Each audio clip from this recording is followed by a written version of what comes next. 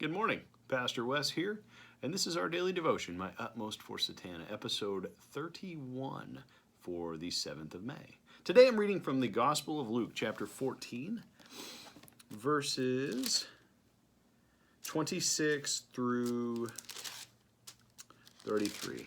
They say this. If anyone, this is Jesus by the way, if anyone comes to me and does not hate his father and mother, his wife and children, his brothers and sisters, yes, even his own life, he cannot be my disciple. And anyone who does not carry his cross and follow me cannot be my disciple. Suppose one of you wants to build a tower. Will he not first sit down and estimate the cost to see if he has enough money to complete it?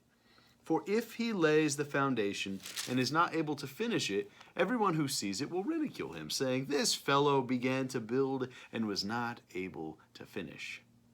Or suppose a king is about to go to war against another king. Will he not first sit down and consider whether he is able with 10,000 men to oppose one coming against him with 20,000? If he is not able, he will send a delegation, while the other is still a long way off, and will ask for terms of peace.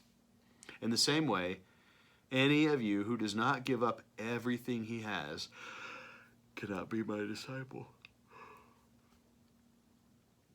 Recently, yesterday, I was listening to an interview with Stephen Covey's son, one of them. There's like 9 of them. And he was saying that when he was a kid, his dad took him and his siblings up on top of a building that had just been built. And so they're up high and they're on the roof, and there's an architect with him, and he's got blueprints for another building. And they look down, and next to that building is a hole in the ground. It's a construction site where they're building another building. And this architect shows them the plans, and he says, even before that hole was dug, this building was built in my head. They had laid out everything it was going to take to create that building. They had counted the cost to ensure that they got the outcome that they needed, that they wanted, that they desired. This passage of Scripture has an opportunity to teach us a number of things, but 2 things we could highlight. One is, of course, it's wisdom. It's just a good idea to say, is it worth it to do this? Is it worth it not to do this? As Christians, there's nothing wrong with being wise, and we can certainly apply that to the righteous and pious parts of our life. But there's another level, as so often there is. Well, let's consider God. This is Scripture, so it reveals something about God. Has God counted the cost?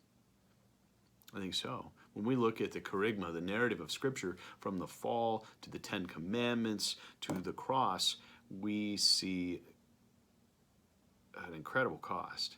We see day after day after day after day of the work of God, the plan of God, the wisdom and power of God revealed for eons, for thousands of years, leading up to the moment when Jesus, the Son of God, God himself, dies on a cross. An incredible cost. And why would God do that? What does it say that God did that? Well, it says that he looked at us, his imperfect, fallen, wayward children who were lost, and he said, they're worth this cost because he loves us so much.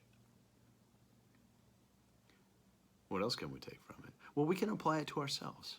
We can ask ourselves, have we counted the cost? I think it's fair to say, even though the passage says, if anyone comes to me and does not hate his family and even himself, then he can't be my disciple. Maybe hate is an over-literal translation, but he's saying that you can't love them as much as me.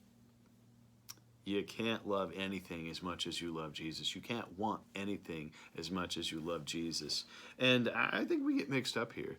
I don't think that we often take something mundane that's in our life that is maybe a problem, a conflict of interest, a conflict of the heart, or something that we're holding on to that we know we shouldn't because it might be sinful. And I don't think we hold them up next to God and say, well, I want both of these. This is just as important to me as having a relationship with Jesus Christ. This frippery, this flippance is just as important as an eternity in paradise with my Creator. We don't do that. We haven't counted the cost, maybe. And so we should. And I would invite you to do so. Just look at where you find conflicts of the heart. Look at where you find inadequacies, dissonance between who we're called to be as believers, loving Jesus with everything. And the stuff that we do that seems to get in the way of that, that takes our time, that takes our passion, that leads us astray, and say, and count the cost. Do I love you, whatever you are, as much as I love Jesus? And if you do, well, we've discovered a problem, something that we need to work on, a deepening relationship with Jesus Christ. And if we don't, then we've discovered a solution because we've counted the cost. And so this is a way to apply Scripture as wisdom on that onward journey to glory. Until we meet again, God bless you.